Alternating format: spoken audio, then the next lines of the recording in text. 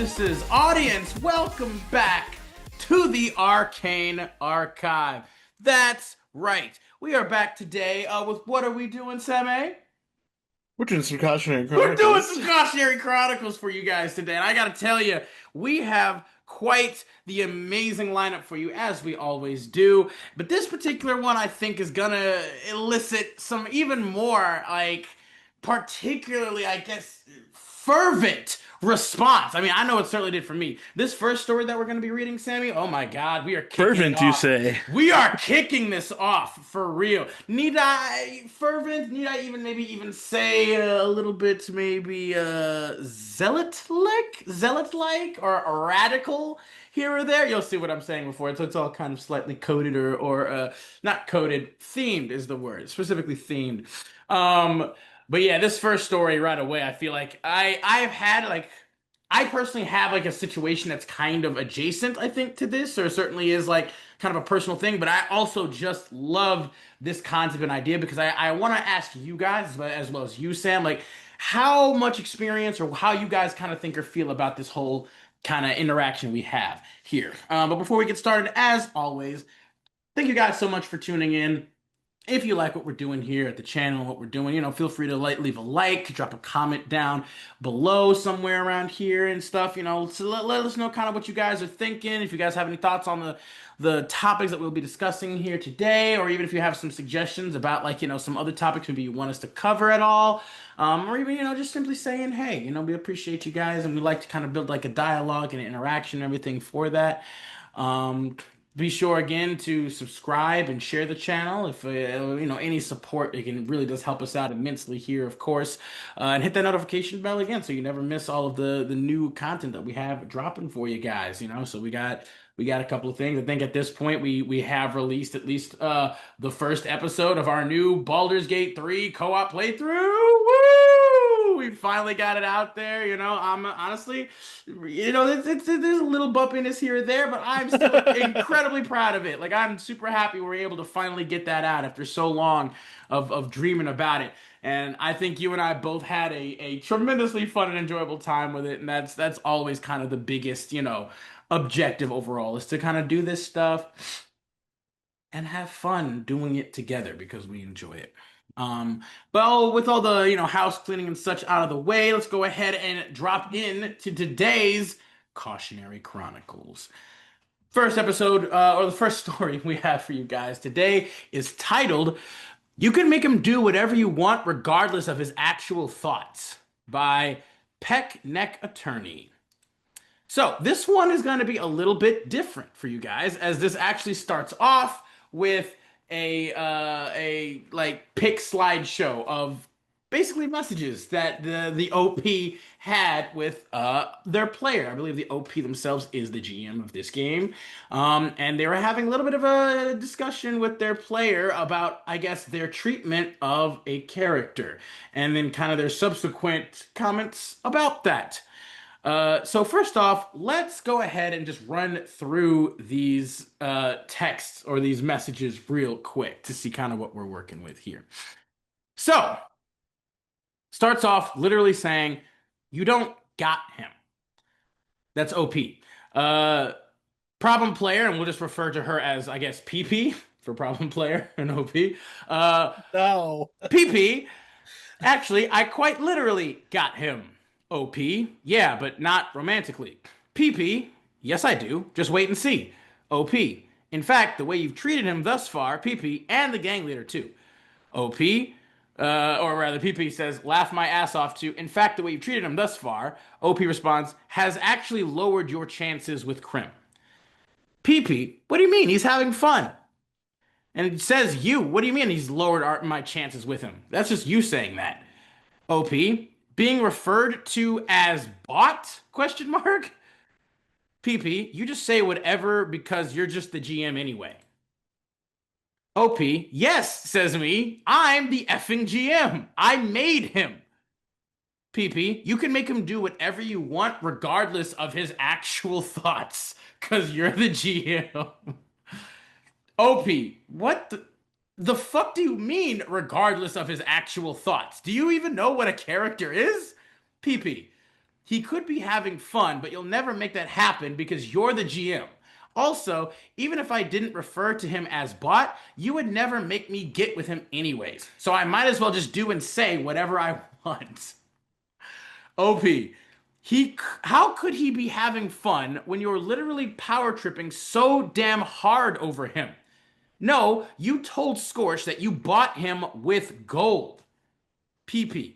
If he didn't want this, he wouldn't have made the bet. OP.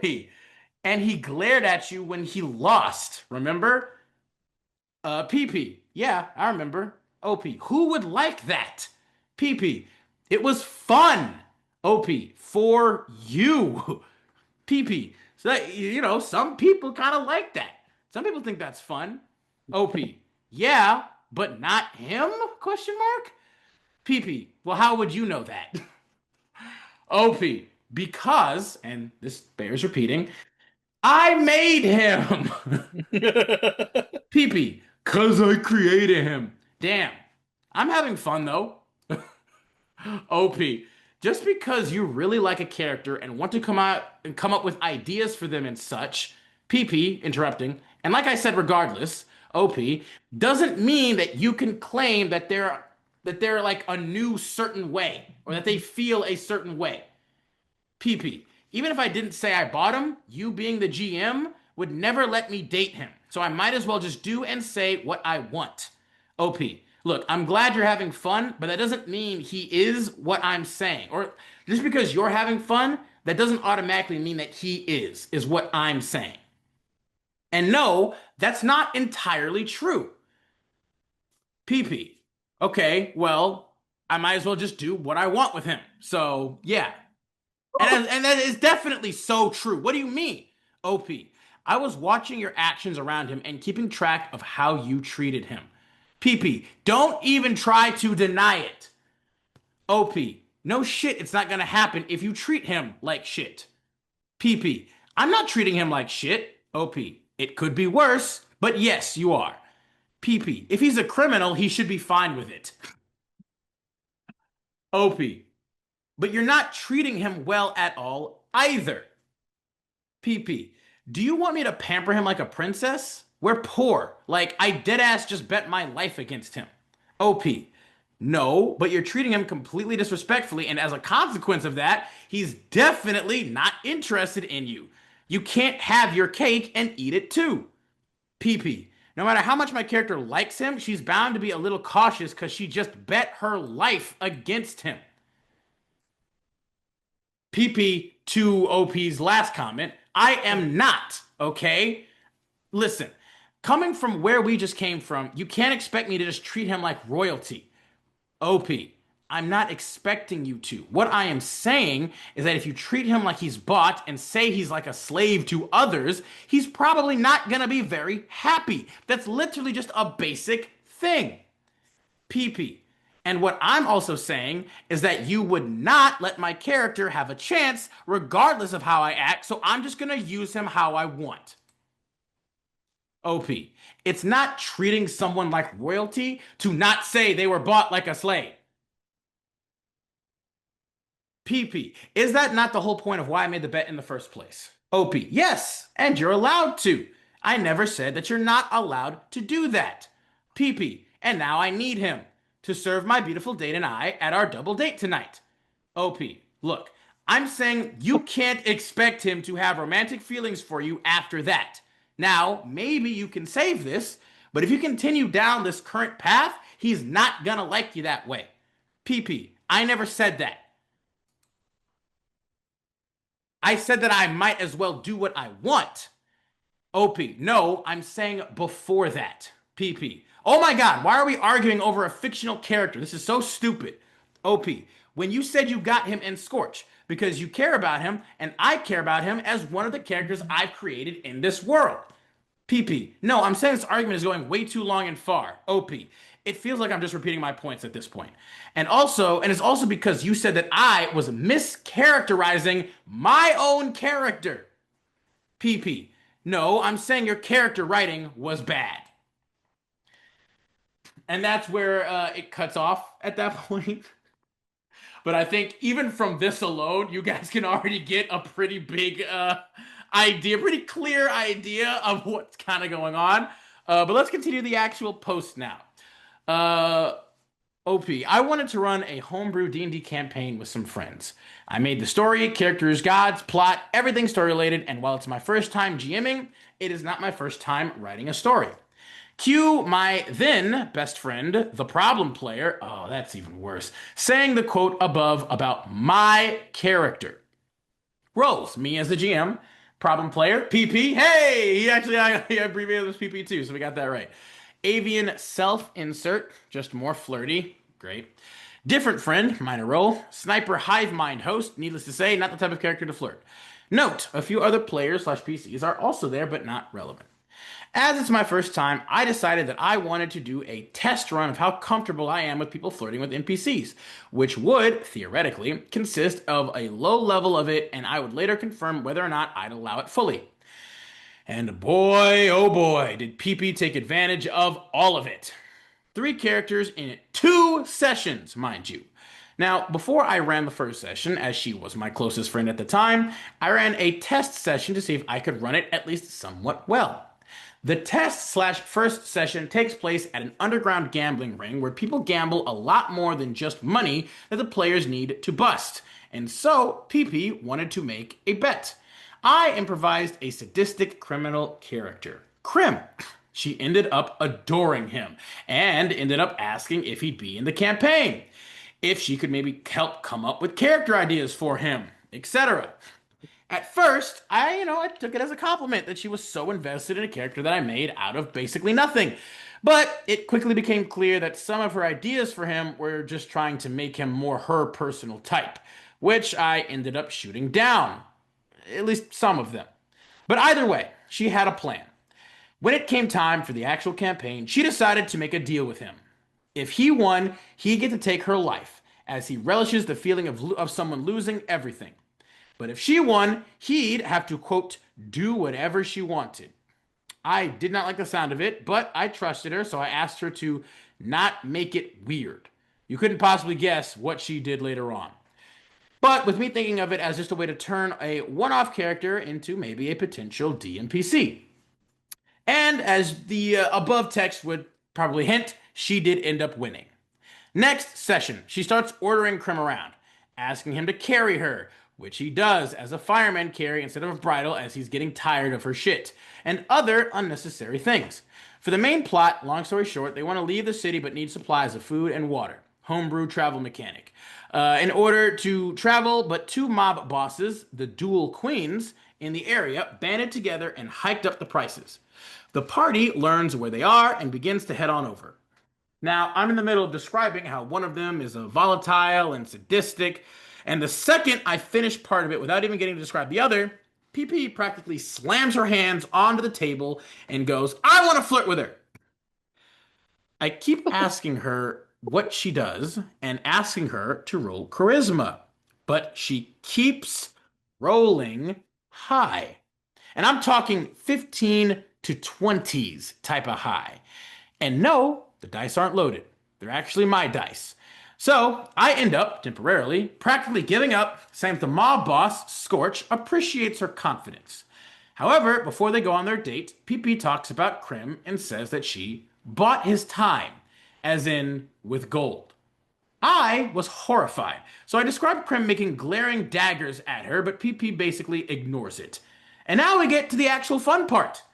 At one point, she was jokingly making fun of me for a fictional crush I had in Discord.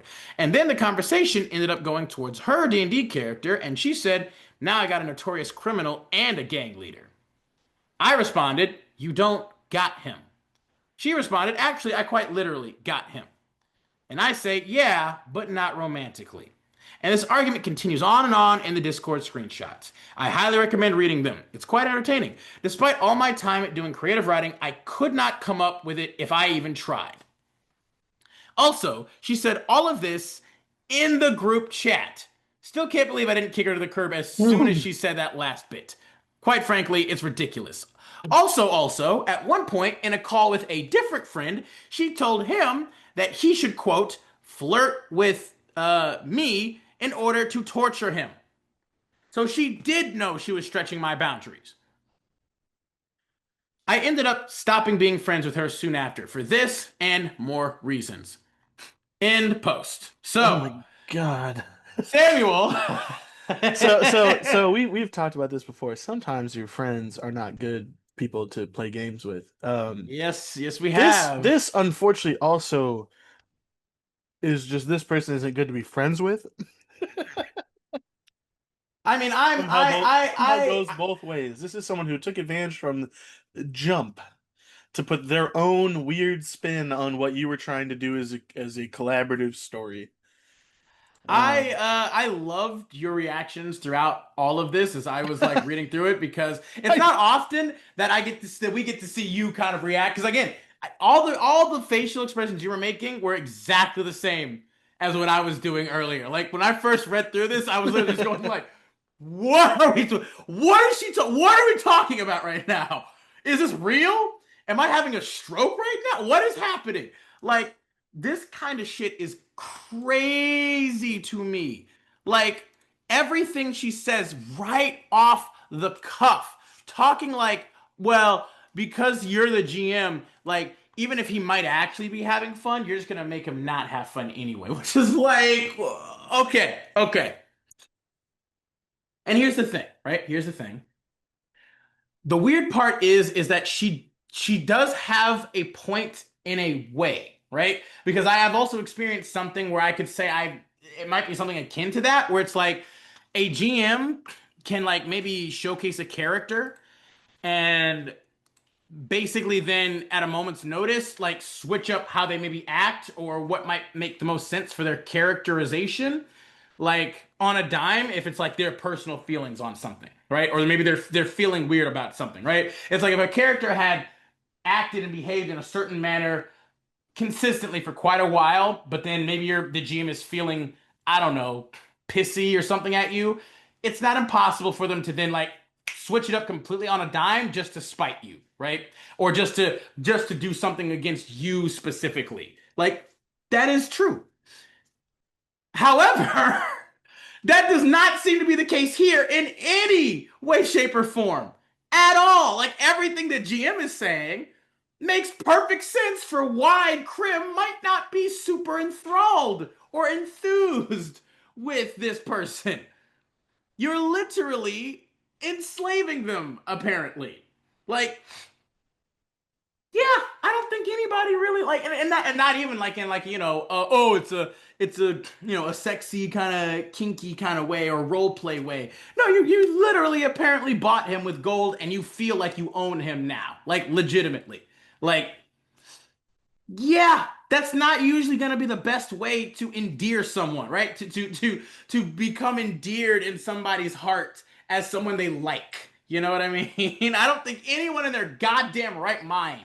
And she keeps trying to justify saying, "Well, what do you mean? I literally bet my actual life against him. Like we basically bet each other to be each other's slaves." So, and it's like how that whole scenario is fucked up. Like this whole scenario is just fucked. Like here's the thing: if you wanted to make a character who is just fucked like that, okay, but at least be honest about it. How are you gonna sit there and literally try to tell the GM what this kid like again, and not even again, like I said, it doesn't really seem like you have a lot of quote unquote personal like experience with this PC or this NPC for a while of being able to be like, this isn't like they're completely acting and completely counter to how they've acted the entire time, right? Like you are literally saying like, well, I mean, I had fun. I was having a lot of fun, so he could be having fun. He could actually enjoy it. Like if you, the GM, made him enjoy it, he could have actually been enjoying it. And it's like, okay, okay. Has he given you any indicator at any point, this character specifically, that he would ever enjoy or like being enslaved by someone? like, fucking hell. Has he ever given you any indication of that? No. At all. You know what I'm saying? At all. Again, your argument might have even the slightest basic maybe thing if this character was being portrayed as kind of a messed up or twisted kind of person himself, right? And maybe again, maybe not even like twist, like just weird, right? Like there are all kinds of like anime and shit does that stuff all the time, right? I don't know why, but anime also seems to have like a pretty big trope of the whole like sadistic, masochistic kind of thing, or whatever. Like Well, there are a lot of I like mean, there are a lot of I don't know. There's so many like there are so many oh anime no, and dude, manga. it's my favorite thing is when people tell me, "Oh, it's the first time I'm getting into watching anime," and I'm like, "Whoa, whoa, whoa, whoa, hey, You, hey, hey, hey, you hey, hey, gotta hey, tread lightly. You gotta tread carefully, my what friend. are we, what There's are we some watching? there's What are we some watching? very Oh, there's a oh, very oh, specific genres that be kind of oh, sneaking in there. you started watching Sword Art Online. Well, stop now, just real quick, and go watch JJK or Ugh. Frieren or even Solo Leveling is a great entry anime because there's no weird shit in that one. Just wait, don't watch a lot of things actually. Not as your There first show.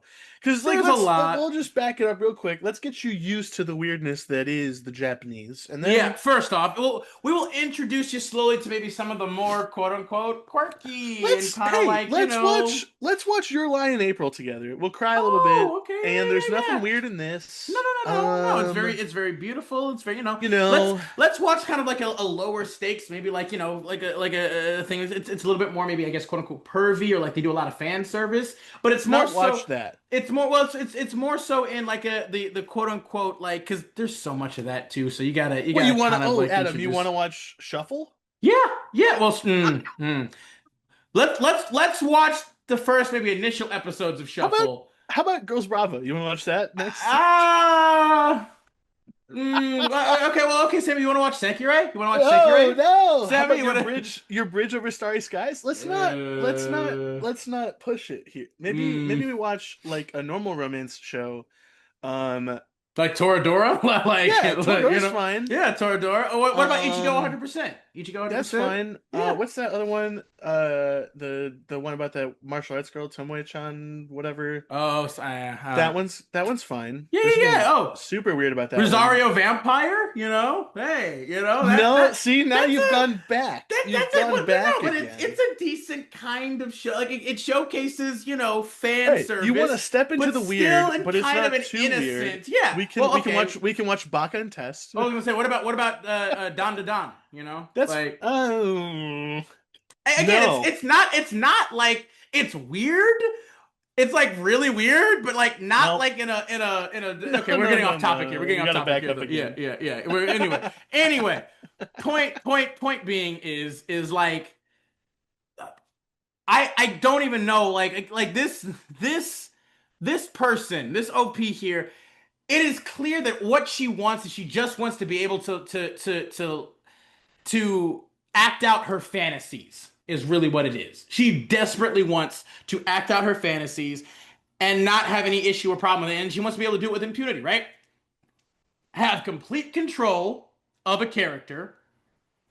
And then basically, I guess technically kind of have control of another character. She's the type that basically says, like, well, yeah, I rolled, a 22 on persuasion, so that person has to do whatever I want them to It's now. like that's not how that That's goes. not how that works. And again, the issue too being obviously is that OP is a first time GM apparently with this, and so they are not. He is not as like resilient to being like, look, just because she rolled high on a persuasion check that apparently you yourself did not call for or ask for. I don't think like it literally says like she's like I want to flirt with that NPC or whatever. So I guess you did technically like ask her like what she does and asking her to roll charisma, and she kept rolling high. So here's the thing: like, if you didn't want her to flirt with this or for that to like impede specifically the story or character, you don't have to. Like, I don't know. I assume because you said that they were like the dual queen, so I assume that Scorch is female. You could just say that Scorch isn't like gay or isn't bisexual. She's just heterosexual. So she's not feeling like sexually attracted to you. Like you could have said that too. You know what I mean? Like there are all kinds of things you can be like, look, you can roll as high as you want and she'll probably feel at least more endeared to you, or like find you to be, charismatic and funny or likable. But she's not necessarily gonna go out on a date with you, like, because she's not attracted to you in that way. Like, it's the same thing that you can use in the inverse too, where it's like, if a dude is trying really hard to rizz up a female NPC, she's gay. She's not attracted to you like that. Now, obviously, that doesn't always work, right? It's just in real life, dude's still probably gonna be like, "Well, I could try to change her." Well, then that's a problem right there, right? With the player itself and not the character thing going on. Here, this whole thing seems like you weren't particularly comfortable with it overall, like because you also said in what the initial like test run, apparently you allowed it in the actual campaign, so I assume maybe you did say like you're okay with, I guess, I don't know, a little flirting. It doesn't seem like that was ever really truly resolved, or at least you did not convey that to us.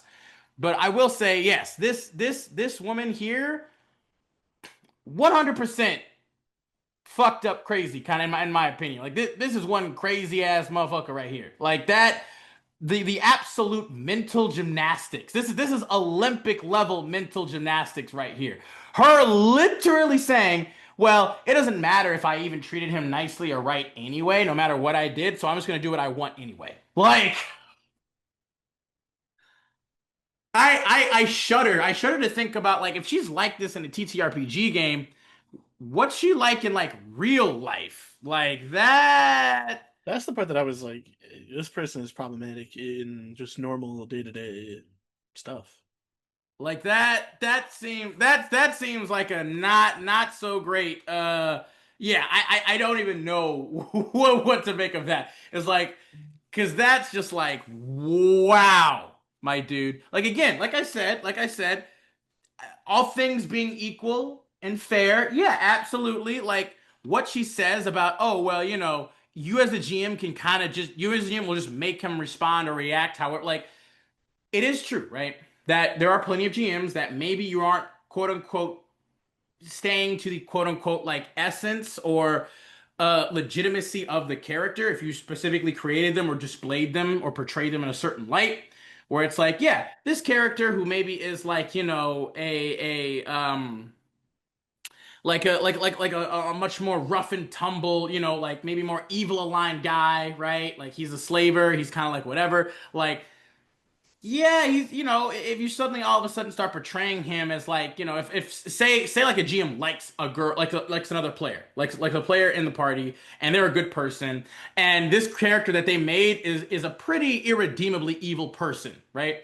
But then, maybe the player that they like starts to try to like, be like, well, you can be different, you can change, and then immediately they're just like, you know what, you're right. I should turn my life around. I've messed up so much, but just from what you've said, from what you have specifically have said to me, and they start trying to use that character, we're like, wait a minute, that completely breaks all the characterization and choices and things that you just did. Like, what do you mean? Why is he all of a sudden just like switching up? Now that seems weird. So again, what she claims is not an impossibility.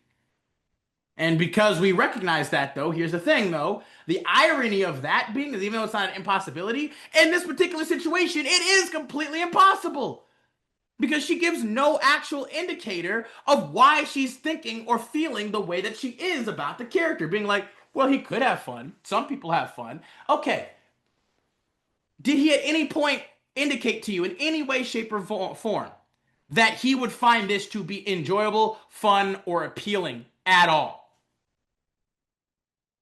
Give receipts, right? Why are you thinking that? Are you thinking that because it's just convenient for you and that you want him to have fun with that so that you can conveniently just be cool and happy about the fact that you enslaved him and not feel like, it's as kind of fucked up, nasty, and icky as it actually is? Like, clearly here, It's almost like the basics should be expected. This is fucking insane. yeah, and that's what I'm saying. Even what the GM is literally saying. The GM is literally, he even literally says, I never said that you couldn't do that. I never said that you couldn't bet on him. I never said that you couldn't, that he wouldn't, that you couldn't enslave him or whatever. I never said that you couldn't technically do any of that stuff. You did.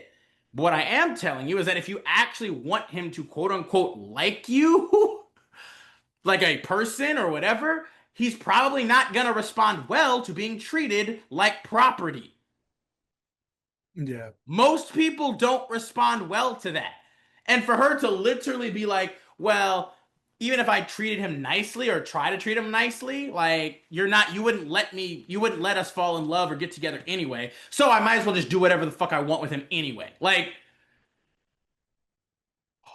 holy shit, that is some of the like that is some of the slimiest, most effed up, most just redonkulously crazy shit I've ever heard, bro.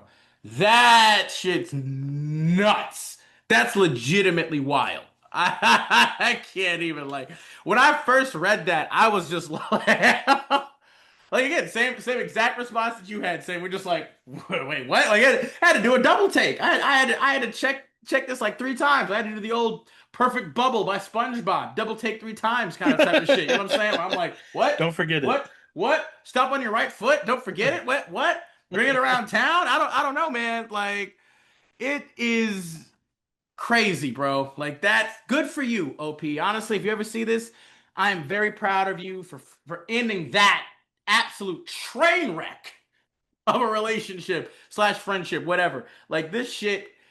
Oh my goodness. It is not too often, acolytes, where you get to come across someone as delusionally like narcissistic or selfish as this, where they're just like, they really just wanted to be able to be like, yeah, I enslaved this person and it's fine.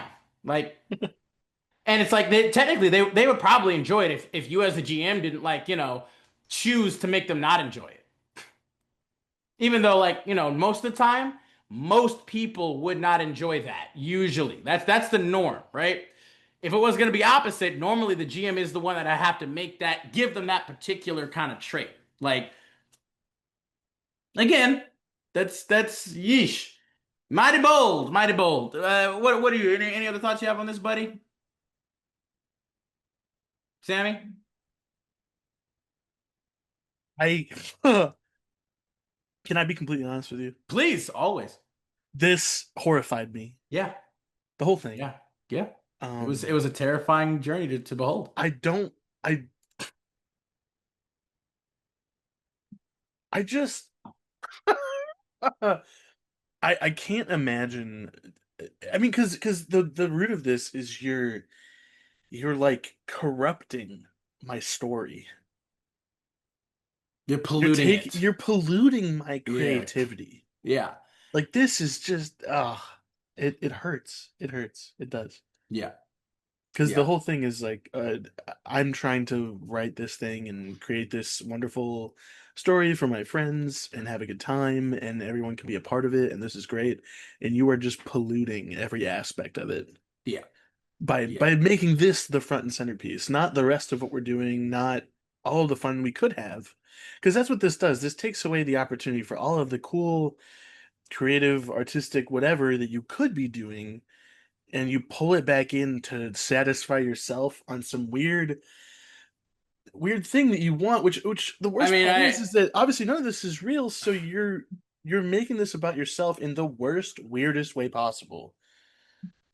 yeah, And that but you're my friend. You're my friend. best friend apparently. Best friend. That's again. I get the distinct feeling that this PP uh does not get a lot of attention, maybe in the real world. Which is why perhaps they were acting so thirsty and trying so hard. And here's the thing, right? There are plenty.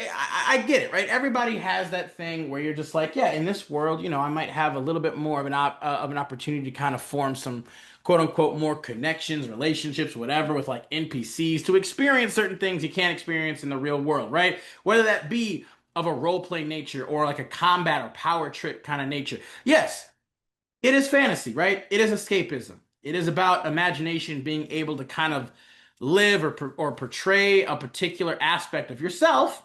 As much as people might want to try and claim otherwise, everybody's character is on some level intrinsically a part of themselves. That just kind of is what it is. I don't, how big or small that part is always up for debate and who knows, but it is always still a part of yourself. And if you wanted to join a more freaky, kind of kinky campaign, that's fine. There are things like that. As we always say, go play Fatal. If you're trying to don't play Fatal. Please don't. Well, no, I shouldn't say that. Don't play it. Again, if you want to do that, yeah, go play Fatal. Go play things like Fatal or whatever. If you want to get nasty, kind of kinky, freaky, crazy with all of that stuff, there are legitimately systems and things deliberately for that. And you can probably find plenty of groups to do that, if you just kind of look for them. Like, I don't think they'd be that difficult to find, No, ironically. play Fatal. Like, yeah, that's what I'm saying. Go play Fatal No, go play Fatal. It's fine. Just go play Fatal. with Don't those even groups. think about it. Yeah, no, with those No, groups, it's no, fine. play Fatal with your friends. No, Don't no, tell them what kind of game it no, is. no, Don't have them roll Sammy. up Nope. characters. Incorrect. Just play Fatal. No, no, no, no, no. Don't do So not so just go do so not go just play Fatal. go to an obscure like old game store, find the original book for Fatal, which doesn't exist, and go play like print it out if you have to. Make You're a trying to make like packet, a Jumanji scenario, but double with side Fatal. the packet so you don't lose any space, Why did you change your name to Play and play Fatal? Fatal. Go bring it to an unsuspecting group of friends that you're not that close to, um, so that it's really awkward, and go play Fatal. And then make sure you all roll your butthole circumference together to play Fatal, because that is the Roll for best girth, roll for TTRPG. length and girth. No, no, no, no. Like that's a lottery system. You don't roll Mm. for that. Oh, okay, okay, got you. Because you can't change that once it's there. It's So play true. Fatal. Make sure you all play just wacky classes the whole time. Just get real weird with it. Play Fatal with even randoms at the game store. Bring a book, go play Fatal.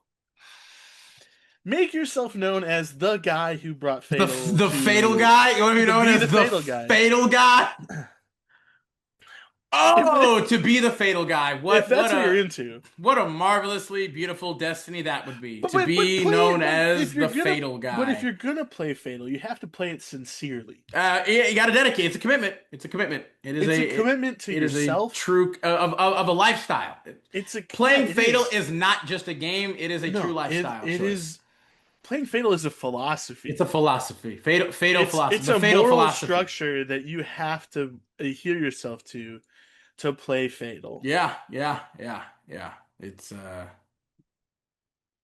God damn Dude, be the DM. Run Fatal. Make other people play Fatal at your behest. Yeah, all right, we're moving on now. We're moving on now. Change your name, goddammit. Change your name. No, play You are Fatal, no dude. longer Play Fatal. We're No. not you will not be known as Fine, the Play Fatal channel.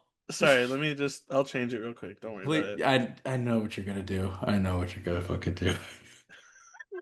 What do you mean? Here, let me just change that real quick. There we Yeah, go. there you go. Yeah. Yep, I knew it. Fucking do it. I knew it.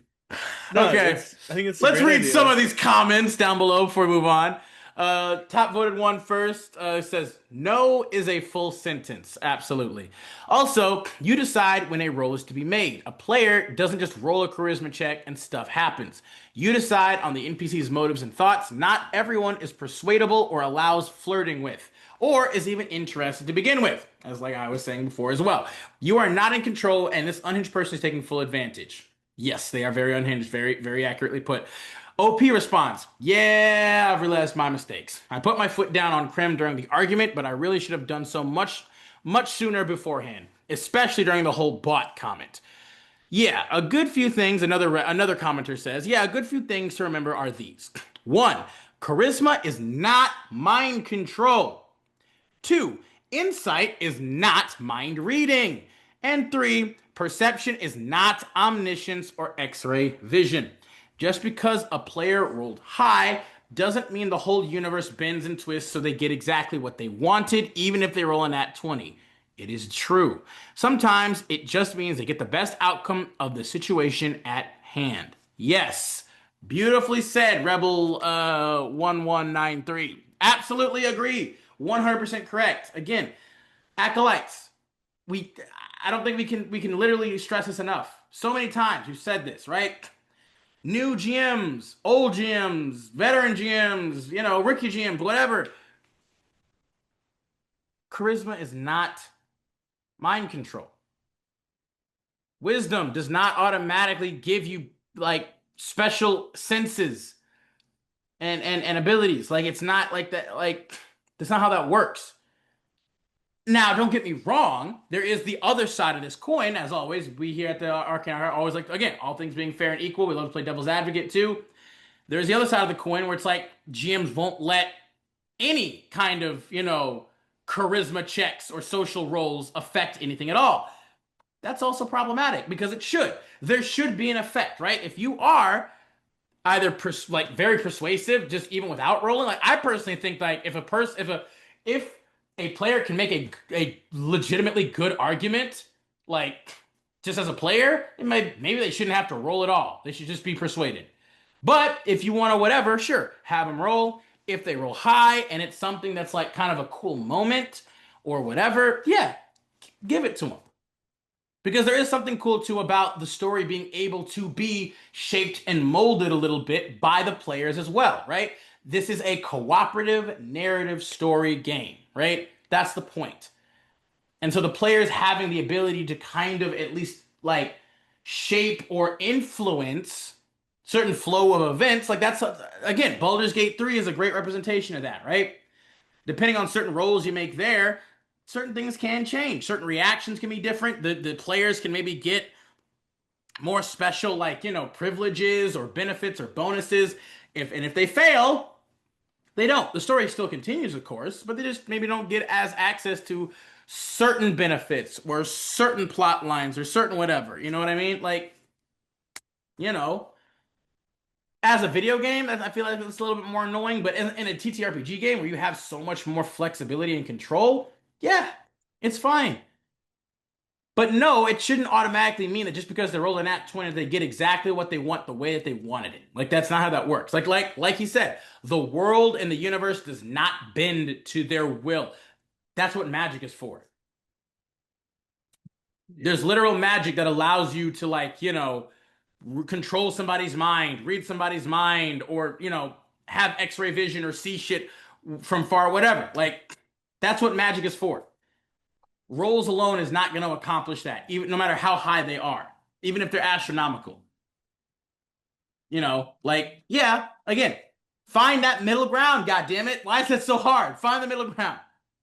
Let them influence, let them have intimidation and deception and persuasion, and let them influence your NPCs. Let that happen. But no, don't let them just take control of it for their own personal sake. Especially, I think context is also incredibly important, right? If a player character is trying to roll persuasion or whatever to basically like take control of an NPC for their own personal again for this kind of shit for kind of their own personal sick enjoyment or whatever, maybe not. You know what I mean? But if they're trying to roll persuasion to maybe get like the general or the king of a country to be able to provide them with some resources to help them end like a world-ending threat, and they roll pretty high,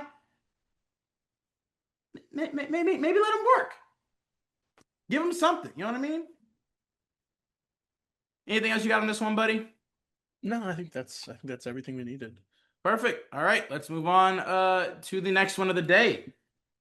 Go ahead and take it away, bud. I have an interesting one by Funny Apartments 9111. When I found out what Warhammer was, this does have a bigotry warning, unfortunately. Yeah.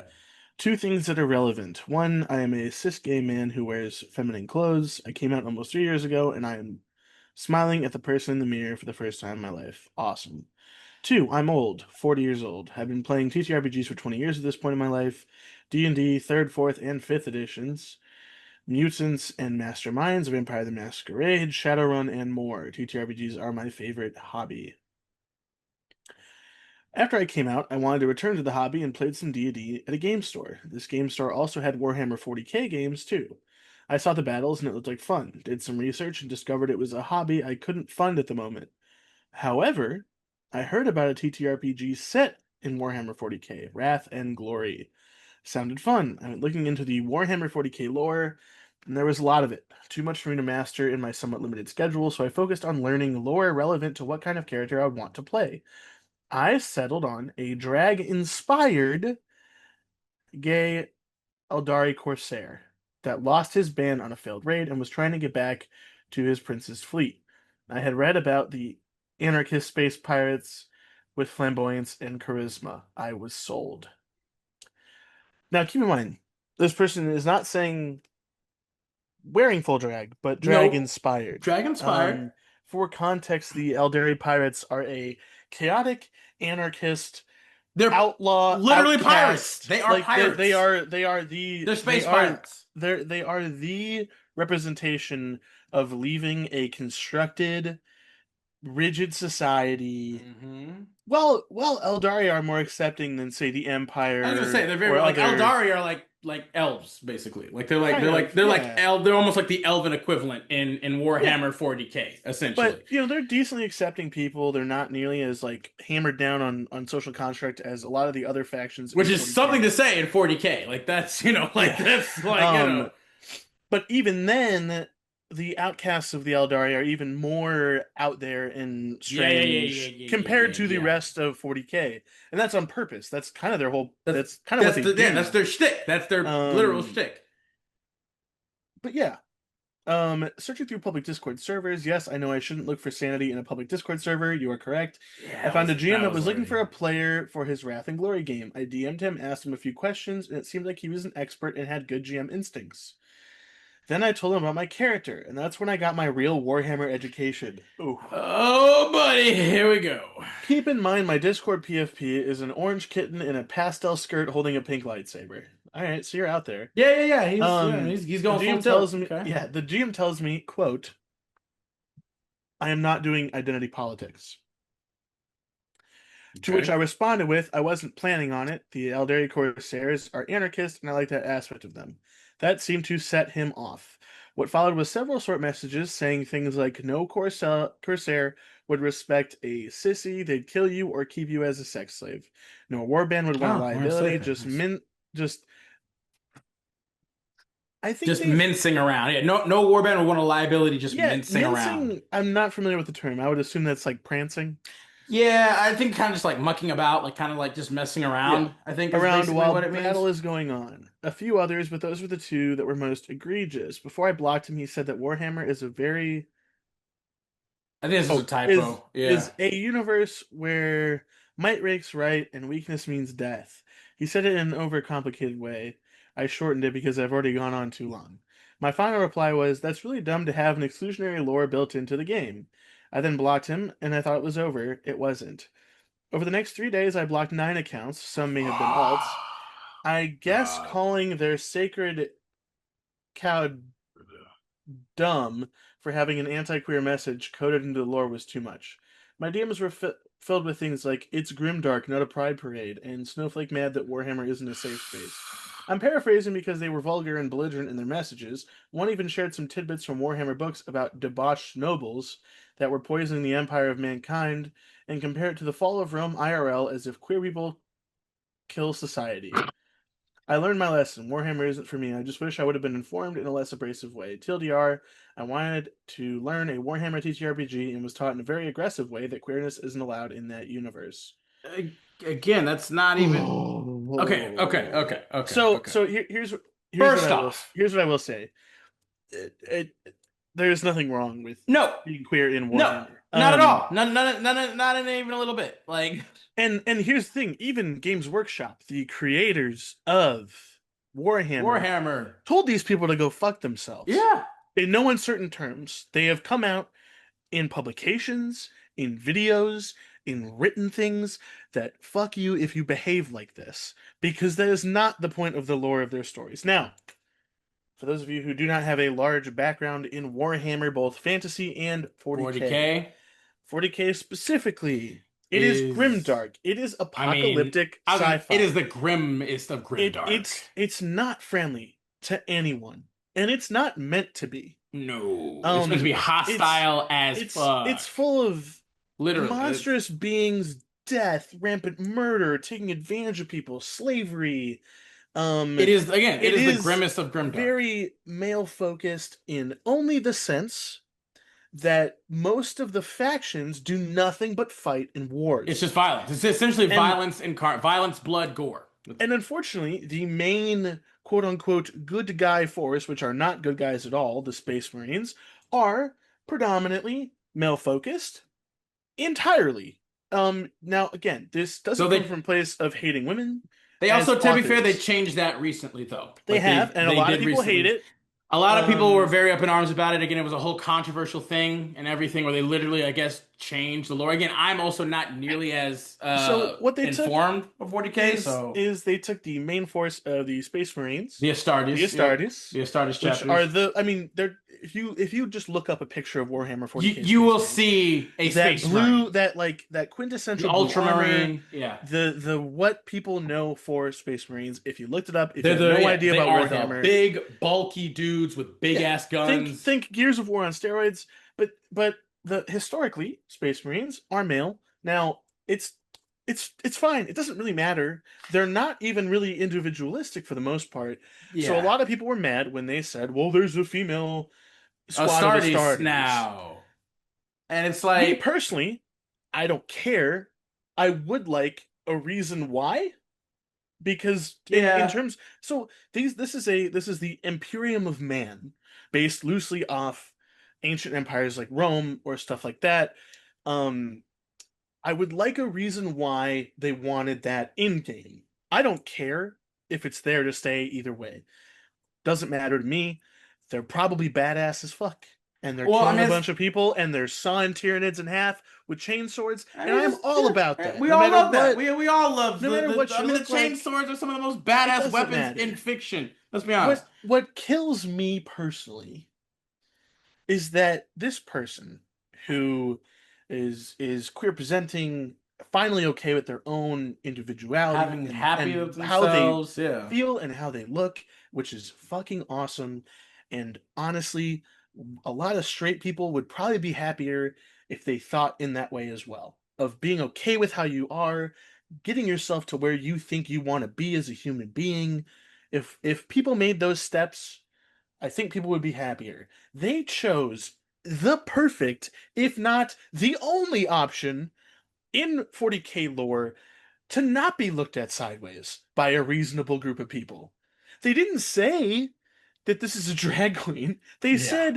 They said It's a drag inspired. it's a And Corsair. And it's a course, like you I don't even can know if look they actually up. would have said that to the GM either. I think they just No, literally but said it they wanted to doesn't play an Eldari Corsair who is an anarchist. They well, said they like the anarchist part. That's it. I think they probably were a bit upfront, especially considering how they present themselves. But when I think of outcast, space pirates, anarchists, I can't think that they would be super hung up on how someone looked. And also, someone being in drag or not in drag, being gay or not gay, That's what I'm saying. none Like, of this has any bearing on whether or not they are a badass pirate outlaw fighter. because like, There's yeah, nothing in it's there. nothing to do with that. Well, again, it's also the thing about 40K, and we were talking about this before too. Is like same thing, I guess, with the whole female Astartes thing. Is like again, for those of you who don't know as well, like Space Marines, they are heavily, exceedingly genetically modified people at that point, right? Like Astartes don't care about sex or anything really aside from just serving the Emperor and basically killing all of their enemies. That's it. They are deliberately designed and created with that single one track duty and objective in mind. And so it's also the kind of thing, I guess, where I guess some people found it to be weird, where it's like with female Astartes, like if there are female Space Marines now, it's like, well, they're with how heavily genetically modified that they probably would have become. It's one would have to question if they even really still are female potentially, like in so many ways, especially because you might not even see them most of the time either. Like because again, most Space Marines they have like their armor, they are just fully Well, and encased. we're not even talking about Space Marines. You look at the Yeah, Eldar but even society. with Eldar, yeah, I mean, like there's literally instances of Eldar society on the craft worlds and things that are of like polyamory yeah, and all gender kinds of stuff like transition that. and Like pansexuality and like things like again, that where it doesn't really matter. no, And even if you took what you were trying to play and put it into human instead of Eldar, guess what? The Empire cares about one thing and one thing only. Are you human and are you are going you to fight for the killing Empire, aliens? like for Yeah, the Emperor? That's the two things that matter. Nothing else matters. Your gender doesn't matter. No, Your sexuality it doesn't really matter. How because you, again, your we're skin color. already None of this has any bearing on anything. no, none. Now, I would say it'd be really hard to play that kind of character as a human on an Empire world, part of the Space Marines, because your individuality is kind of That's what I'm saying. Like you are supposed to stripped be a down. soldier. Like But hey, and much of the sexual orientation or whatever doesn't really matter either because again, it's just about violence for the most part. Like it's and again, to be fair, I guess maybe because I haven't played Warhammer 40K myself, like I haven't played like Wrath and Glory. I've seen like some actual plays before. And you can, I guess, kind of like, obviously make your own personal homebrewing story too if you want. If you do want to make things a little bit more personable and more, like yeah, role play esque, you can. But it is with I get the vibe personally, but the intention.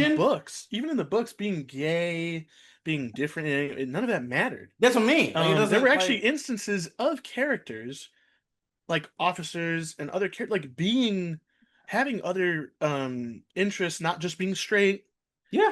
and being turned down not because it was weird or it was gross, but because of like military positioning Yeah. and They, like not taking advantage of people. Like politics basically. literally never has it been a sin or an Yeah. issue To to to be have that, gay yeah, that or designation flamboyant or anything or that recognition of yourself. in Like any of Warhammer, and that doesn't even include the fact that you look at like the Dark Eldar, who they have like sections of their military that like this section of the military is female, but males can join and they just go by female pronouns and they dress the same way and they basically it's ostensibly I'll be trans honest, like like yeah, essentially it's just or just simple identification of pronouns or yeah, just it's a change whatever. in identification of pronoun Yeah, and like it's completely okay.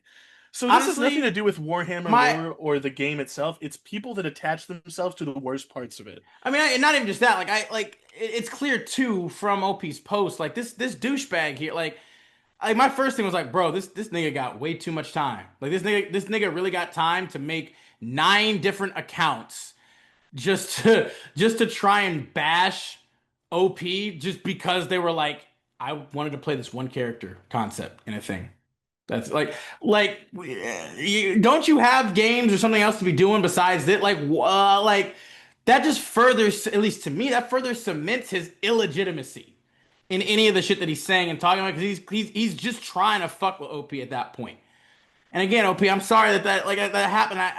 My biggest thing is like, don't quit Warhammer 40K. You know what I mean? Don't again, if you had a legitimate interest in it, like don't let this one dumbass fucking goober screw over your Well, interest that's what most of the comments are saying. in Is that it's 40K. literally Like, like, yeah. please don't let them ruin your interest in this. There's a deep lore and interesting things. That's what I'm saying. And Like, honestly, even in D&D, you'll find these same dumbasses too. Like, it's like no. Again, I'm honestly, I will say, I'm surprised that OP, being a veteran of TTRPGs as they are, like allowed this guy to screw with your interest in 40K. Because again, fuck, dude, Corsairs are badass as hell, man. Like the character concept sounds badass as hell. Like, uh, yeah, it's again. I am sorry, OP, but I really hope that you don't let this particular thing screw up your interest in 40K or in Warhammer in general because Warhammer is a badass universe. It is like oh, it's insane. it is the lore is incredible in so many ways. Like yeah, it again it is deliberately supposed to be very intense, very zealot like, very fanatical. Like that is the point of 40K. And so obviously, but like Sammy said though, it's not fanatical, ironically, funny enough, in a way of like having bigotry or bias, at least in the sense of like the only thing that we really bigotry or bias is like, humans would be like aliens, right? Anything quote unquote It alien. is humanity against every other Yes. group of But everyone non-living in entities. humanity, no matter what they are, their designation, their race, the color of the skin, Doesn't matter. it doesn't matter. If you are willing to fight and die for the emperor and the import and the imperium, that's all they give a shit about. It's unfortunately, and like this is more of a philosophical standpoint on. So, for example, the planet we all live on and enjoy somewhat.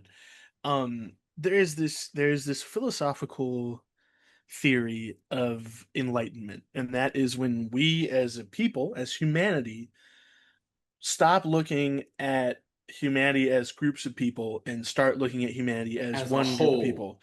Race, creed, anything, doesn't We're matter. just human. It doesn't matter. We are human and everything else is something different.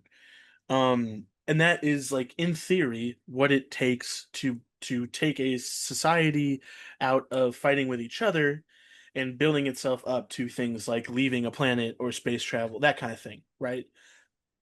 And there's examples of this in fiction. There's theories of this in psychology, in humanitarian studies. The Empire, as flawed as it is within Warhammer 40K There lore, are many issues with it. the amount of the fact that it is an oligarchy, the fact that it is it's a god king, but at the same time, they do have one thing down, and that is Unification. unification. You are human, therefore we are together. You It are, does we are not matter. together. Yeah, we will fight and It die doesn't, with you regardless. there's classist issues. There's things like the scrap worlds So there are all and the kinds of mining issues. colonies, and there's Yeah. issues with that, but that's not necessarily a hatred, No. and it's more It's just more so that's your it's duty. the We it's need somebody to do this. to do those It things. is the And statistics of one's birth, and that doesn't it and here's isn't the thing, like yeah, I fully was gonna across the say, line because there's guys who are born on these horrible mining plants that end up getting King's out. Guard, I mean, and it doesn't it well, you here's can another thing come too, is that from they don't necessarily even look down on those people though either, no. is the thing. Like they legitimately will laud and respect and appreciate that they are doing this again in service of the Imperium and But the like Emperor. you could Like, if you were skilled enough and you were honorable enough, you could come from a scrap world on the edge of the Empire's reign and make your way up to Adeptus Custodes and yeah, guard the God King Emperor. yeah. Like you could. Is it normal? No, No, but obviously. it could happen. And that's kind of the understanding. Like it is flawed, beyond flawed. Every society in Warhammer, fantasy, 40K, it doesn't matter. Like I'm a big fantasy Warhammer guy because it's fantasy. There's And elves and you shit and also like magic. grim dark shit too. Like you're And also and like fantasy is just as grimdark because yes. things like the I was gonna chaos, say like Kane and magic Nurgle and gets dark. Slaneshi and all of these. Blood magic, yeah. Oh, dude, I mean, we haven't even gotten into the chaos system. The fact that Slaneshi Yeah. exists Stupid completely Slanesh. the fact that Slanesh exists completely makes it okay to be whatever the fuck you want in Warhammer Exactly. 40K because you could totally be a Aldari pirate that's been corrupted by Slanesh and are in you are free from the shackles of order and Yeah, construct. Like any kind of it's structure. it's Like it's great. It is. And like that's the thing is like every society in fantasy in 40K, all of it has flaws. Every single one, but that's the point. it's the Is that point. no one is the good guy. It's the only difference in both 40K and fantasy is are you order Yeah. or Or are you chaos. chaos? Yeah. That's it. Yep. There's order and chaos. That's it. There is no good or bad Nope. because everybody sucks and everybody doesn't suck, but mostly everybody sucks Yeah. in Warhammer. Mostly. It's again, it's Um, the point. It's the point. It's all just every dark, single group of people apocalyptic. believes that their way is the right way, but it's at the expense of every other group of people.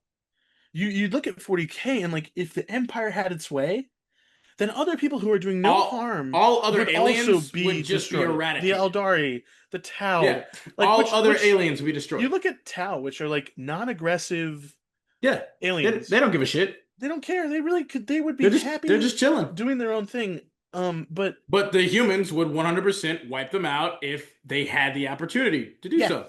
yeah. Just There is no. because they're not human. So again, obviously, like Sam said, there's flaws in all of it. It's the point. It's what keeps obviously the whole thing kind of running in that way because it's basically a never-ending conflict is how it kind of goes, right? But it has nothing to do with it has nothing to do with such like ironically I say like surface level things, but it is. Like it doesn't have anything to do with surface level things of like your sexual orientation because honestly again in 40K sex doesn't really matter too much overall like it's not a particular element that's really prominent in most instances of Warhammer because again, it's just the entire story, the entire universe is just so heavily focused on just pure violence and destruction and that is the deliberate focus on. It's war. It's Warhammer. So it's not like that stuff doesn't come into play here or there, but it is primarily just about action, action, action, action, action. And so a lot of that stuff doesn't necessarily matter as much, and it shouldn't matter as much anyway, because it's just, yeah, can you fight for the Emperor? Are you part of this thing? Like I said, in certain games, if you want it to, then that absolutely, I think is you should be free to do that. If you want to make a Warhammer game that maybe is a little bit more focused on the interpersonal dynamics and relationships and growth or whatever, like that could be a really fun, cool, awesome story to tell for sure. Um, but overall, like I think that again, the thing to learn from this particular story is OP. Don't let this fucker ruin that shit. He had way too much goddamn time on his hands. He is in no way, shape, or form the authority on 40K or Warhammer in general in any way, shape, or form. He's clearly just exceedingly insecure and about himself and his own life. So don't let him of all people screw that over for you. But with that, let's go ahead and move on to the next story of the day. We have for you DM changes the XP system to make it 10 times harder to level up out of nowhere in the third session by ED090, who's a rules lawyer tag. All right, we like that. We like that. Um, Starting us off, the system was Fabula Ultima. Have we talked about that on the channel yet? I don't think we have. One of my favorite TTRPGs. I found this game after seeing an ad in the system's official server, but after joining, I discovered that the GM had been banned from there. When I asked him, he told me it wasn't his fault.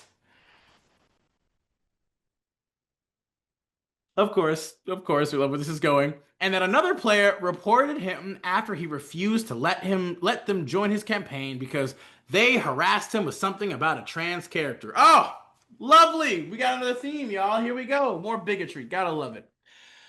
The people on that server are usually very nice, so that was a huge red flag to me.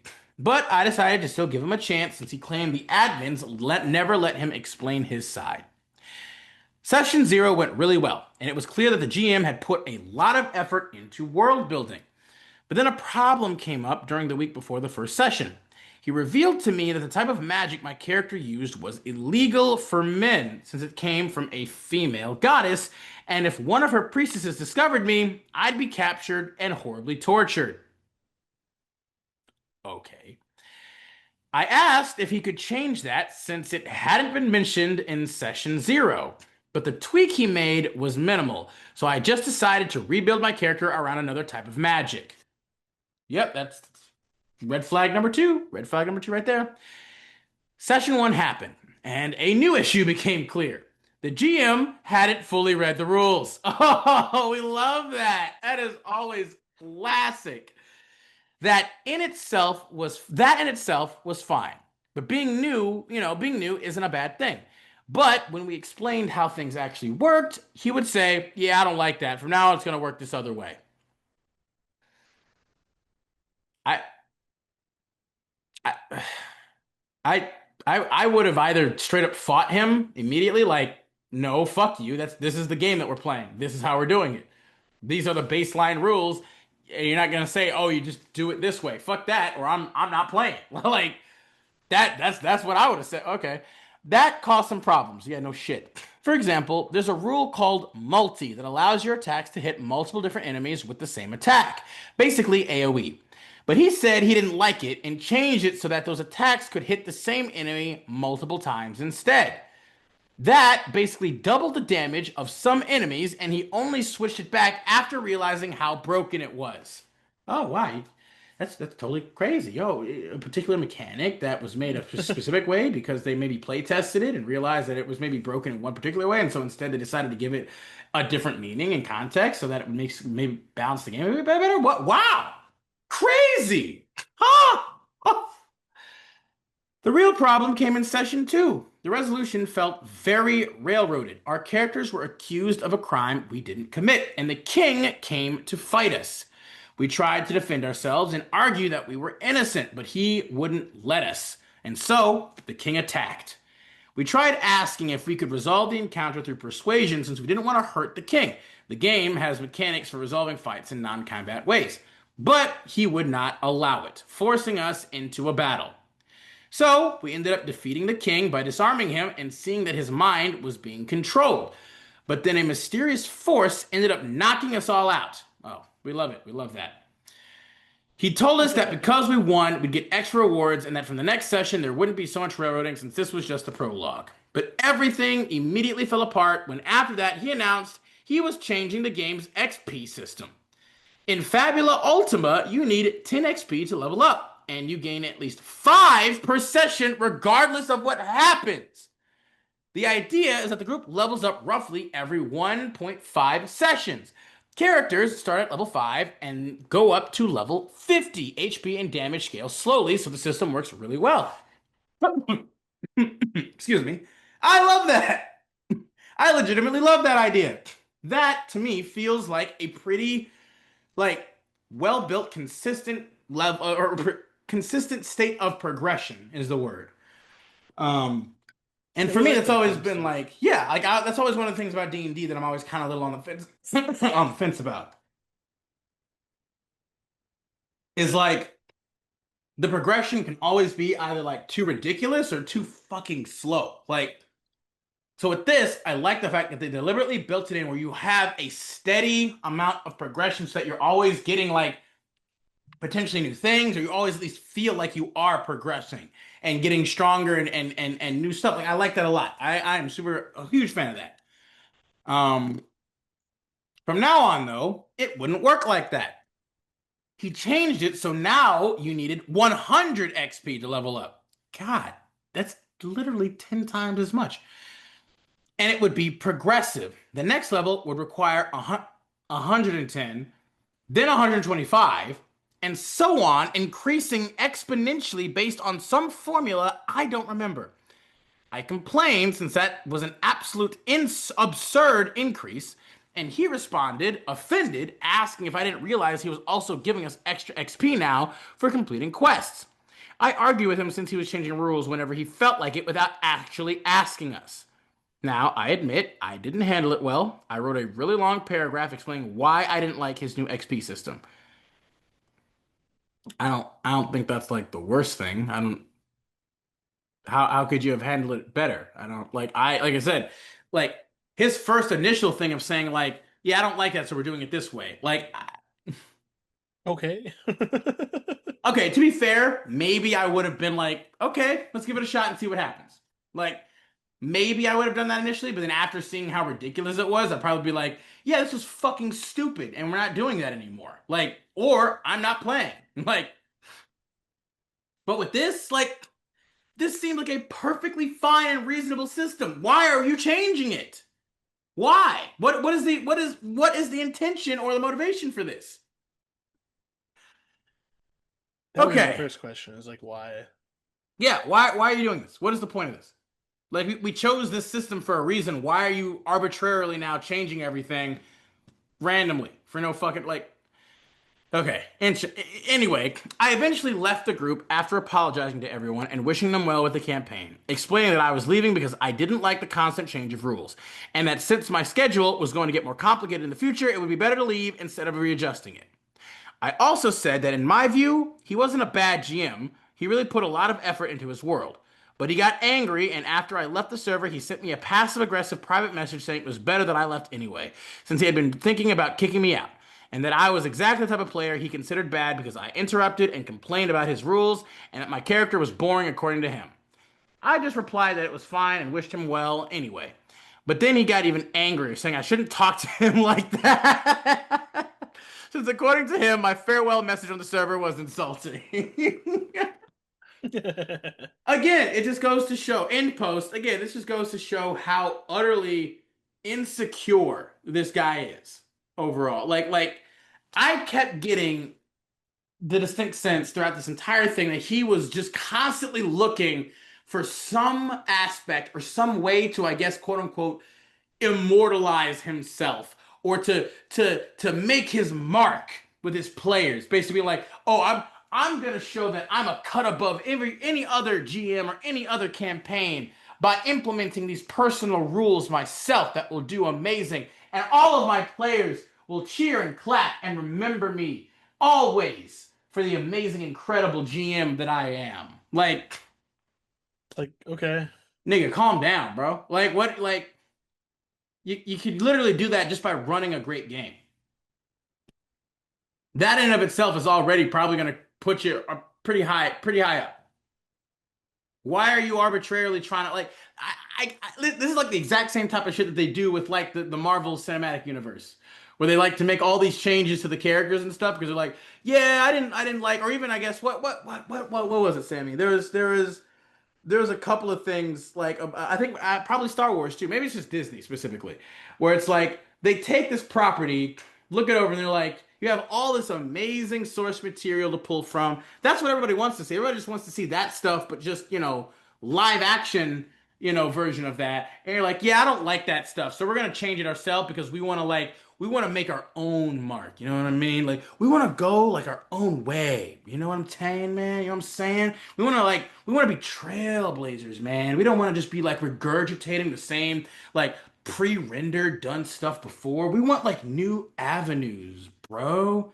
So we're gonna make this character basically completely and utterly like, foreign and unidentifiable to its source material, but essentially making a brand new character, but we're still gonna try and profit off of like his namesake so that everybody like gets pulled in from that instead. Yeah, we're gonna get really weird about it Yeah, and not really explain to real anyone weird. why. Nah. It's again because we're trying to make like a personal statement and a personal thing instead of maybe just trying to make like entertaining stuff. Instead of making like a cool. Yeah, just making it for the reason it was originally made is for entertainment's sake. You know what I mean? Like no, we need to show a message about our individualism and our personal talent and ability because we're the ones who set the stage now. This is our time. That's old shit. That's last century, bro. We're the new minds, faces, and voices of this generation. Like, then make your own shit. Yeah, please. Just make your own original shit then. Don't take other stuff and that people have a certain expectation about and then try to mishmash and basically fucking mold it into something that's almost completely unrecognizable from what everybody expected and wanted and knows. Like that what is the point in that? Because then everybody's just gonna fucking hate it because their expectations were something completely different. And it doesn't even actually like pay like homage or honor to the original character at all. Again, the character doesn't have to be exactly the same. That's perfectly fine.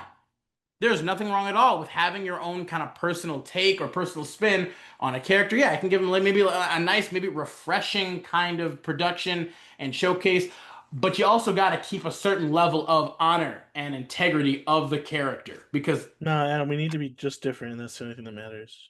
But why not just make another character then? Just make a new character then though. Like if you want to be different anyway, just make a new character and do that. Like why take a character and make him completely different? It doesn't make sense. Oh God. Yeah, that's what I got from this. This dude loved the smell of his own farts a little bit too much and was huffing them a bit too much and just could not take his own dick out of his mouth. So unfortunate because OP says he apparently put a lot of time and effort into his actual like game and world, but he kept feeling the need to try and again make his mark, his special little trademark that everybody would know and recognize him for. I don't even know exactly what happened with that whole like original red flag of him getting banned or whatever. Like I'm not sure what was up with that, but whatever. Dude again probably put his own foot in his mouth again and just couldn't get out of his own way. Unfortunate. All right, anything else you got about this one, buddy? No, I think that's all. All right, let's go ahead and move on to the next one. By all means, take it away. All right, I got How I Lost a Friend Because of D&D and a Toxic Relationship by Ken Balor. He's dice cursed like you. Hey, my brother. Hello, everyone. I decided to share a story that happened to me a few years ago. I always thought I would never fall into a situation like that because I considered myself good at spotting red flags from a distance. But, well, I was wrong. At the time, I was returning to DMing D&D after a long break. Thanks to a great friend and the world we created together, we had a few short campaigns in that world with various players until I finally decided to run a long-term campaign online. We started with 4 players: a ranger, a bard, a fighter, and a wizard, who would be one of the problem players. Later, we decided to add 2 more: rogue and a barbarian, the other problem player. The bard, the wizard, and I were great friends. The bard, in fact, was the one who encouraged me to start DMing again. This is important because when the wizard asked if the barbarian could join the table, I agreed without a second thought. At the time, I didn't know, but he had a crush on her. Ew. That's always a slippery slope, unfortunately. I really wish that these would go better sometimes. It's like, I know, it's love is great, love is no, it's gonna be beautiful, bad. but why does it always have to end in such Yeah. dramatic tragedy? Ugh. We continued with the campaign and things started to get weird. The wizard was this player's first character in a long campaign. He'd already played in short campaigns in the same world. He was an interesting character, although very edgy. Who hadn't made one, right? I had planned a story arc for him about how far someone can fall into darkness before turning against their own friends, something in the style of Anakin Skywalker, complete with temptation from the BBEG side and everything. Okay. However, when the barbarian joined, the wizard's personality completely changed. He completely abandoned his own story to become obsessed with her. I thought it was just his way of helping a new player, and since he was a great friend, I let it slide. The first problem arose when the wizard and the barbarian informed me that they had invited a coworker of theirs to play. Important detail. They didn't ask if it was okay, nor if there was room. They simply said she was going to join. Obviously, I thought it was a joke, but when I realized they were serious, I stood my ground. I explained that wasn't how things worked, and even if I accepted another player, it wouldn't be like that. The subject died there. Interestingly, that player joined later and became a great friend and player. We went on for a while without major issues. In the game, the wizard continued to approach the barbarian, who didn't seem to mind. The two roleplayed with each other just fine, and the situation started to get awkward. After a battle near a lake, while the group was camping, the barbarian decided to take a bath in it.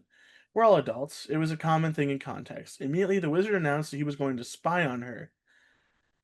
Ugh. Ooh, we got one of those anime moments when they in the hot tub, the hot spring episode, but not with nearly enough actual character building before that.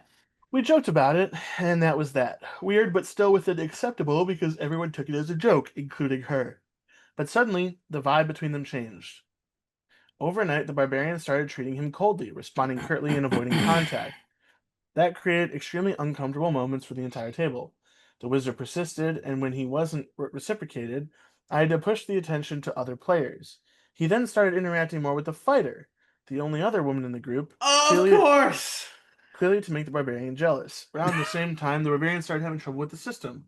Out of nowhere, she seemed to no longer understand how her character worked. We all tried to help, and I even held an extra session just with her to explain the rules. But nothing worked. Since it was her first campaign, I remained patient. On a day with fewer players, the wizard confronted the barbarian in game, asking why she was treating him so badly. Her response was aggressive. "Leave me alone. I don't want to talk to you." It was clear that the game and real life had mixed, so I ended the session right then and sent a message to both of them. "Wizard and Barbarian, I don't know what happened between you, and honestly, I don't care. But if you're letting it affect the group, this is not the place. We're here to play D&D, not to solve personal problems. I need you to resolve this, or I'll be forced to remove both of you." That's very well done to you. Okay, very fair. A little Shortly bit, after, yeah, hard, but a little bit hard, but fair. Hard, that but has to fair. be how it is. Yeah. Shortly after, I got 2 responses. The first was an audio message from the Barbarian. She apologized and told me what was going on. The two of them had had a fling during, but the wizard took it very seriously. During a work party, he made some poor decisions and she ended everything. With that information, I had already decided to kick the wizard out. What he did was unacceptable to me, but before I could act, his response came. He said not to remove the barbarian, admitted he was wrong, and then left the Discord and the campaign. Problem solved, I thought. I kept the barbarian in the group, and the next sessions were much lighter and more enjoyable. The atmosphere improved a lot. The wizard stopped talking to us. Now comes the part that goes beyond D&D, but it's the outcome of everything. Sometime later, the wizard called me and the bard to talk. He apologized for distancing himself, but he said he was upset that I had kept the barbarian and sided with her. He also said we had replaced him with some random person, referring to the new player he and the barbarian tried to invite.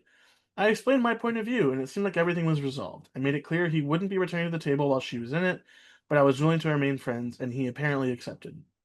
The game continued without major issues, although in some sessions the barbarian seemed more distracted than usual, and we could hear voices coming from her Oh microphone. no. And then, to my absolute surprise, I found out from the new player, their coworker, that the wizard and barbarian were seriously dating and moving in together. Yes, you read that right. The wizard now became a shadow. Whenever we played every week, he was there watching and making small comments about the game, which made everyone except the barbarian uncomfortable. Not long after came the request I was expecting. He asked to come back now that the two of them were fine. I stood by my previous decision and said he wasn't very happy. We also argued about his character's fate. He didn't like that the character had been consumed by his patron. We kept Patron. playing. Near the beginning of the year, the group suffered a TPK. Although it wasn't directly the barbarian's fault, it just reinforced that she didn't quite understand the game. She had been playing for over a year by then. I narrated how each character was received in the afterlife by family, friends, and some by enemies. While we were all recovering from what was a bitter ending for everyone in a very emotional moment, the barbarian asked me to describe what happened to the wizard's character, since he was there listening. I gave a quick description and went back to talking about the other players about the campaign. At the start of the next campaign, I felt obliged to remove the barbarian. The other players reached a consensus that she wasn't adapting and was hindering the game. The wizard and the barbarian broke up shortly after. The wizard and I haven't spoken since Christmas due to another dick move of his, which isn't worth going into detail about. Currently, the characters in the new campaign are in contact with the few surviving characters from the previous campaign to tie up loose ends left by the TBK. And that's why I realized anyone can fall for problem players when they are close enough. Wow. That was a roller coaster. It was a bit of a roller coaster. What do you think of this one, buddy? So I don't want to be that guy. I really don't. But it's it's really hard. You can't to have people in your game that are romantically involved with one another is really difficult. It can be. Yeah, very much so. It can be. Unless they are this hugely established relationship beforehand, vis-a-vis a long-term relationship or a husband and wife, or, you know, something where they were put together or interacted outside of game before they ever played a game together. Yeah, yeah, yeah. I'll say this right now. You start trying to date the people you're playing D&D with, and it's not going to go well. Almost Usually, never. yeah, I would agree. I mean, again, I don't know. Like it's to be fair, we only ever like see most of the problematic things, obviously, because we're on horror stories. So I mean, I don't know. Like it, I think what maybe the most important thing to realize, especially if you're close maybe with the people, is the fact of being like, yeah, how I guess it might be a little harsh to say, but how stable slash put together are these people individually right now anyway? Right?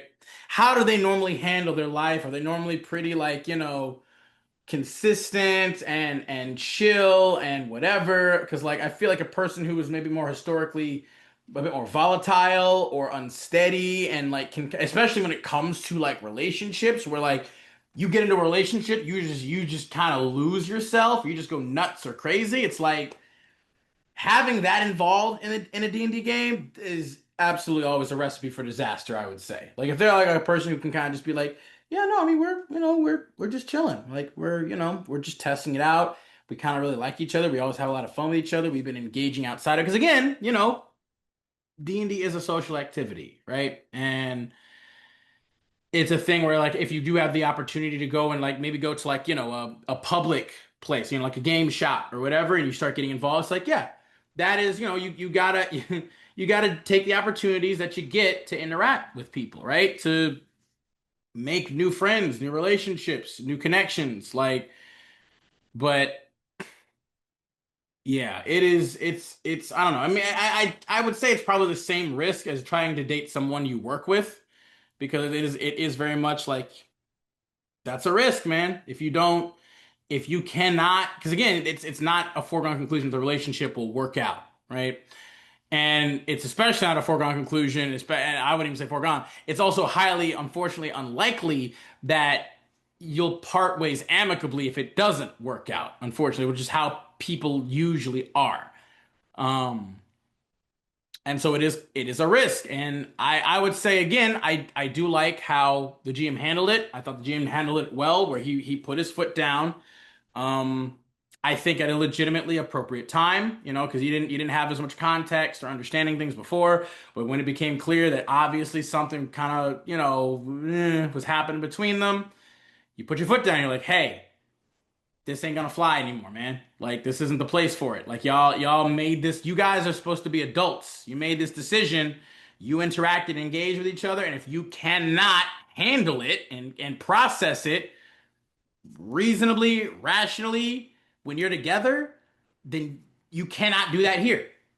Then we're not gonna have that. Like it's just not. That's not fair to us. It's not fair to anybody else who came here to do this activity together. And initially it No, was like, okay, hey, both the barbarian and the wizard seemed to respond decently too. The barbarian apologized and was like, I'm sorry. Yeah, we had a thing that I took as less of a whatever.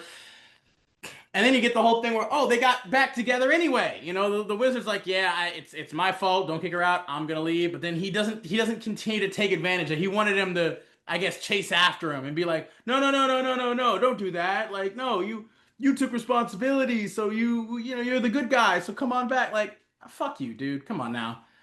Way to be a baby a little bitch boy. Come on now. No, own your decisions, bro. If you're gonna take responsibility, then take responsibility and let it go. Be a fucking man. Goddamn. And then on top of that, again, they actually do get together.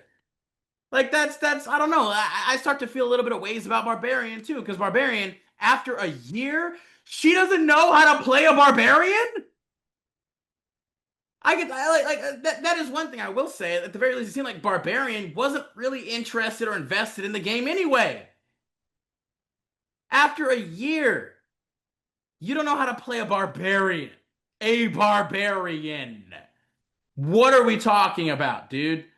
I don't even care if it was like a rune barbarian or whatever, or like what would even be a quote unquote the most complex barbarian subclass at the moment? there really isn't. That's what I'm saying. Like I can't even think of one. I can't even think of one. Maybe like not totem barbarian. The ancestral guardian maybe ancestral guardians Maybe. like. And even that, it's like, God damn it. Yeah, I don't know. That whole thing, both of them just felt kind of to me the whole goddamn time. At the very least, the wizard had an interesting character though, and at least did seem to be like actively participating and engaging in the story. Like, I don't know. Like, ugh. Still not. Yeah, what do you think, bud? Like So this. what I said earlier still stands. It's like you can't, if you're gonna play with a group, it's like really problematic to include people and to have relationship with the people you're playing with. It tends to not function very well. If I'm being completely honest, like it just doesn't. Which like I think for some people is fine. It works for some groups. Me personally, I really wouldn't want it in mine if I had to pick. Um, if it was something I had any control over whatsoever, I would be like, yeah, we're not doing that. Um, Again, I gotta hand it to OP. Like he stood his ground on a number of things I thought really well. Like I'm very proud of OP. That a pretty consummate professional when it comes to GMing, in my opinion. At least from what we saw here. Like it's just I don't know. There were a lot of red flags for both of them kind of right away, where I was just like, ah. Like it's just yeah, I don't know, man. Like I don't know. I guess maybe I also have a bit of a bias because I also just I do not like people who can't figure out their shit like after playing for a while. I love new players. New players are great. I love to be able to offer any assistance and help and guidance or whatever that they might need to get into this hobby because it's a great hobby. But there's also a limit to where I'm like, yo, like how invested really are you? Again, how much actual effort or commitment or work are you actually putting into this? Because it doesn't take a lot. It doesn't take a lot to just kind of know, like if your character is a barbarian, a fighter, a rogue, maybe rogue a little bit more can have some cool strategic elements here or there, maybe, or whatever, a monk, you know what I mean? Like there's not a lot that you really gotta remember. There's not a lot you really gotta do for the most part with a lot of those classes. Like you hit shit for the most part, and you get like maybe a couple of cool little things here or there. Yeah, I would argue that's most of the like a lot of the classes are just That's what you I'm saying. hit Like shit. again, spellcasters a bit different. Spellcasters can be a lot because especially like wizards and clerics and druids, I guess too, where you have a lot of spells you got to kind of keep track of and certain specific things. They did dumb that down a lot though with like 5.5 now. Like they made it a lot less, I think, like, exorbitant, but still, it's like, yeah, that can be complicated. And even then, I would still understand better if it's like, yeah, sometimes you got to remember the spells you have or what you're looking at. But a motherfucking barbarian and you don't know how to play the game a year in at this point. Come on, man. Like you got back together with this guy who initially you said it was just a fling, but then you also started treating him like shit. Like again, I would be interested to know what did he do exactly that apparently caused all of this stuff. I would be interested to know because that was never really said. So I don't understand exactly like why she started acting the way that she was acting towards him, even though apparently it was like a meaningless fling for her, but I guess it was serious for him, even though it seemed more like it was kind of a fling for him rather than it being serious for her. Like, because like he was kind of just being like, why are you being angry at me or why are you being mean to me? Like, like then he started acting like a dick too. I don't know. Like I wish there was a little bit more context to exactly what was done and said, but either way, I guess it didn't really matter too much in the grand scheme of things. But anything else you got on this one, my man? All right, I do believe that that is all that we've got for you guys then today. If you stuck with us this long, thank you so much, acolytes and apprentices. We love you guys. We appreciate all the support you offer. Again, feel free, feeling even more supportive to hit that like, that like button down below. Comment on the video. What was your favorite story of the day? What did you react to mostly? And if you can't think of really a comment to say, just put down the comment. Crazy ass people. You know what I mean? Just crazy ass people, man. Subscribe and share the channel as always. Hit that notification bell so you never miss out on any of our uploads that we're putting through. And, as always, we'll be sure to catch y'all next time when we dive back down into the archive. Thank you guys. So long, everybody. Damn, these motherfuckers is crazy out here.